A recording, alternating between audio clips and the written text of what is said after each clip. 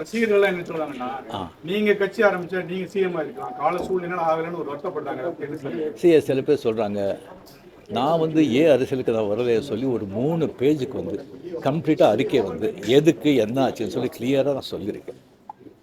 அது தெரிஞ்ச பிறகு அவங்க சொல்கிறாங்கன்னு சொன்னால் அந்த ஆத்தங்கம் இருக்கும், இல்லை சொல்ல வரல. அது தெரிஞ்ச பிறகும் ஏன் வரல அப்படின்னு சொன்னாங்கன்னா எனக்கு வந்து ஒன்றும் சொல்ல தெரியல. இனிமே உங்க ரசிகர்களை கட்டமைக்கிறதுல என்ன மாதிரி இல்லைங்க, நான் முதலியே சொல்லியாச்சு. அவங்கவுங்க எந்தெந்த பார்ட்டி எந்தெந்த விஷயம் பண்ணுறீங்களோ அதை நீங்கள் தாராளமாக நீங்கள் போங்க அப்படின்னு முதலியே நான் சொல்லியாச்சு. எத்தனை மாட்டி நான் சொல்லுவேன், நீங்களே சொல்லுங்கள்.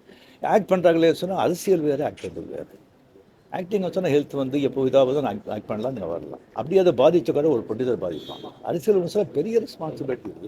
கோடி கோடி மக்கள், அவ்வளோ ஈஸி இல்லை. இப்போ நேற்று கமல் சார் வந்து சந்திச்சு 6 கோரிக்கை விட்டுருக்காரு திரையுலகத்தை பற்றி. நீங்க வந்து சிஎம் சந்திச்சு திரையுலக பற்றின கோரிக்கைகள் ஏதாவது முன்வைக்கிறதுக்கு ஐடியா இருக்கா? இல்லைங்க, இப்போ வந்து சினிமா இண்டஸ்ட்ரியிலேருந்து நடிகர் சினிமா போயாச்சு, ப்ரொடியூசர் கவுன்சில் பார்க்க போகிறாங்க, கமலும் போயாச்சு. மறுபடியும் வந்து சும்மா சம்பிரதாயமான போய் பார்க்கறதுக்கு எனக்கு பிடிக்காது.